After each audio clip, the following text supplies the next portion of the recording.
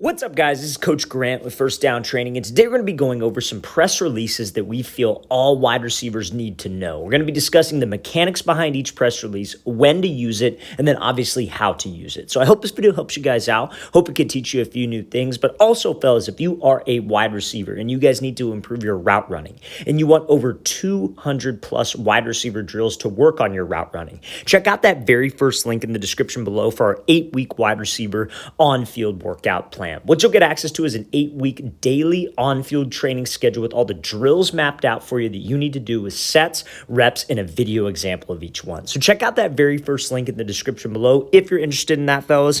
Let's get started with this video. So now, first things first here, we're going to be looking at something called a power skip crossover release from Doug Baldwin. So power skip is something that we have never talked about on this channel. Maybe we've had a different name for it, but this is something new that you guys can all learn. So a power skip is essentially where you are going to be pushing off of your back foot, reaching with your front foot to attack the DB and close the space. Then it turns into a 4-step release. But the power skip is to mainly close space with the DB, try to threaten him, try to step on his toes, and make him uncomfortable. So let's break this thing down. Doug Baldwin is one of the masters of press releases. So he comes out, power skips, takes those 4 steps, and hits him with that crossover. So let's break down the steps first, and then we're going to talk about when to use this. Because again, fellas, I can give you all the releases. I can teach you every single release known to man, but if you guys don't know when to actually use it, how to actually apply it, there's really no point in even learning it. So we're going to break it down by the steps first, how you guys can use the technique, and then talk about the situation.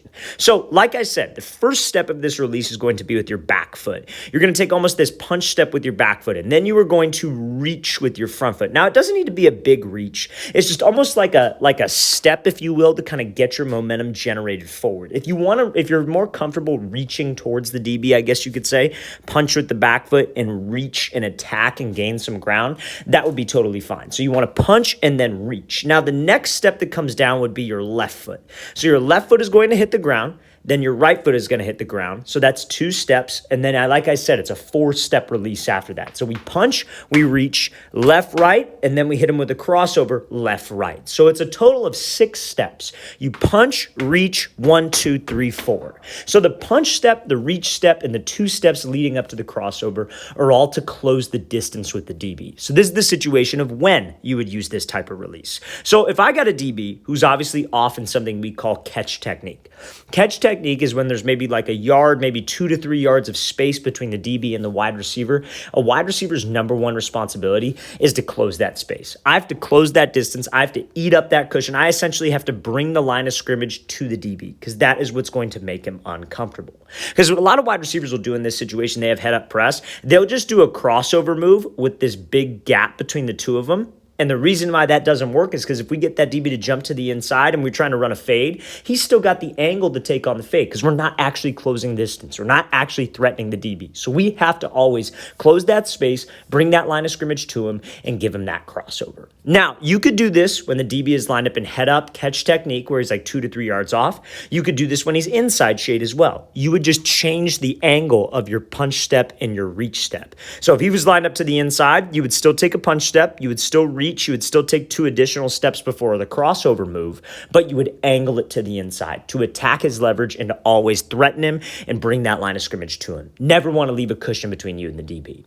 So let's go over it. Let's recap. So again, takes the punch step with the back foot, reaches with the front foot, 1, 2, and then he hits that crossover 3, 4. And you see how sudden his feet are with the crossover, how he's selling with his upper half. That is super, super important. A lot of times, fellas, you'll probably be able to get away with just closing the space and giving a little bit of a fake to the inside. But imagine if we close the space, we make him uncomfortable, and I can actually sell by being quick with my feet, shooting my cleats into the grass, and selling with that upper half. That can get you a ton of separation. So, fellas, a power skip crossover release is the name of this release, and that's how you guys can use it. Let's play this again full speed, and then we will get into the next version of a press release. So this next release here is going to be called a split jab release. So this is a release, again, that we probably haven't gone over too much on this channel. So this is something new that we can all learn. But I'm sure everybody's probably heard of a split release at one time or another, right? So a split release is something where you essentially just split your feet. You would bring your back foot up even with your front foot, and your front foot would go out. So you pretty much split your feet. You're trying to hesitate, trying to freeze this DB, get him to stop his feet, and try to force a reaction out of him. Like you do this split release, and let's say he jumps to the inside. Because you came to balance with your feet and you split them, and they're inside of your, or like kind of shoulder width apart, I would say, you could easily just push and release to the outside. You do that split release, foot goes out, back foot goes up, and this DB shades to the outside. Because we're in a position of balance, you could break to the inside.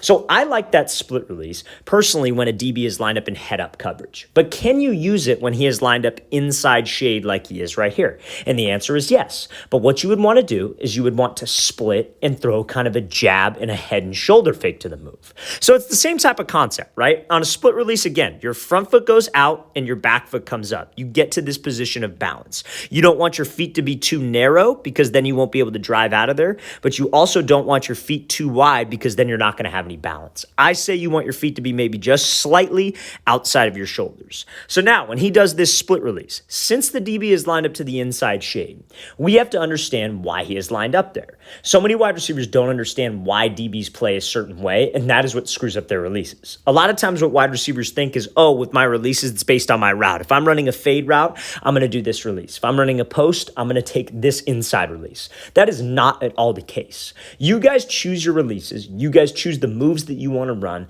based off of the DB's leverage. The DB tells us how I'm going to run the route. Now, do I have a plan for every single defensive look that I like, that I know that I'm going to be able to create some space with? Yes, going into a game, you need to have a plan.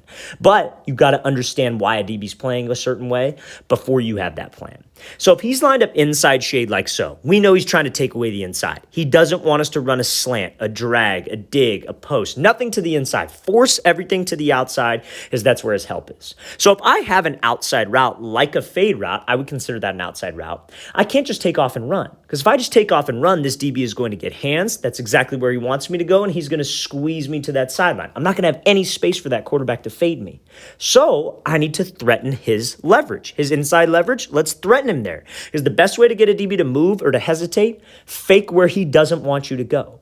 So if I like that split release, instead of just doing this split release and then just taking off and running, I could do this split and throw a jab and a head and shoulder fake to the inside to threaten his leverage. So you see how he does this split, but he's also selling with his hips, selling with his shoulders, giving that fake like he's running to the inside to hold that DB's leverage, get him to jump, and that is what gets him that free release to the outside.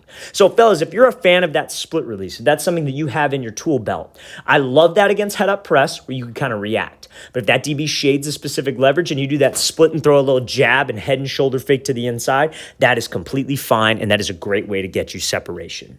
Now, like let's say, for example, fellas, he was outside leverage. Let's say he was lined up like more so on the numbers. Could you do a split release? Yes. How would you do it? You would do the same type of split, but instead of throwing your head and shoulder fake to the inside, you would throw it to the outside to hold his leverage, and then you take the inside release, run a post, run a dig, or even a fade, any type of route. But again, it's based off the DB's leverage, how we structure my releases, and how we structure my routes. Let's play this thing again, full speed one more time. Great job by this wide receiver showcasing that split, jab release to the inside, or split, head and shoulder fake to the inside. Okay, so now this release here, this is a creative release, to say the least. And I think this is probably one of my favorite releases to work. Anybody that's ever worked with me, anybody that's ever attended one of my camps that is watching this, or just any training sessions in general, knows that this is probably a release that we've gone over because I love this release. And it's not a common release that you see. You see guys like Cooper Kupp do this a lot. I've seen, I want to say Jamar Chase do this release, but I call it a Kickstep Crossover release. So essentially, this is another 4-step release, just like that very first example that we talked about, but instead it's a little bit different. This is what you would do when a DB is lined up inside shade and you maybe have like a 2-yard or maybe a 1 to 2 yard gap of space. He's in that catch technique maybe. He could be right up in press, giving us a little bit of space, but that's when we would use it, when he's inside shade. So the first step of this release, and I'm going to play it full speed in a second, you would step with your back foot behind your front foot. So you would take a step, they call it a kick step because you kick behind your front foot. So you would step with your left foot behind your front foot, plant with your right foot, and then cross over left, right. So that would start the second part of that 4-step move. So it's kick behind, plant with the right foot, left, right, crossover. So let's watch this wide receiver do this full speed. So he kicks behind, 1, 2, 3, forward. Now, happens fast. We're going to break it down slow motion. And this ball was incredibly underthrown, so that's why we didn't show a full clip here. But when he comes off the ball, watch what he does with that back foot. Kicks behind one. Second step, two. Both steps are inside of his frame. Everything is underneath him. Because when your feet get super wide outside your frame, you're not going to be able to throw a crossover move effectively. You keep your feet inside your frame, so that second crossover, he goes 3-4, you could actually sell to the inside. You could actually take a step to the inside, sell with your hips and your shoulders because your feet were inside of your framework. So many times what guys will do on this release is that they will kick behind like so. They plant with their right foot, but their feet are super far outside their frame.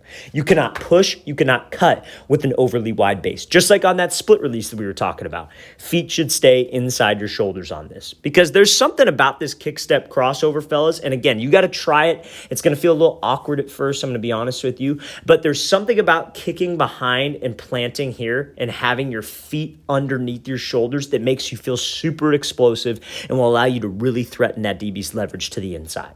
Now, why do we use this when he's inside leverage? Same reason we use that split jab release. DB's lined up inside shade. We want to threaten him to where he doesn't want us to go, and that can open us back up to the outside. We could use this on an out route, a comeback, a fade. Hell, even you could use this on a post or a dig if we stack over the top of him. But that kick step crossover release, fellas, if you look at that touchdown that Cooper Kupp caught in the Super Bowl last year, I think it was the one to kind of seal the deal. It was like right out, they were right on the goal line, like I think within the 5, and they threw like a goal line back shoulder fade to him. This is the exact same release that he used in that situation. So let's play this again, full speed one more time. Great job by this wide receiver showcasing that kick step crossover release, and then being able to get separation. Ball was just a tad underthrown.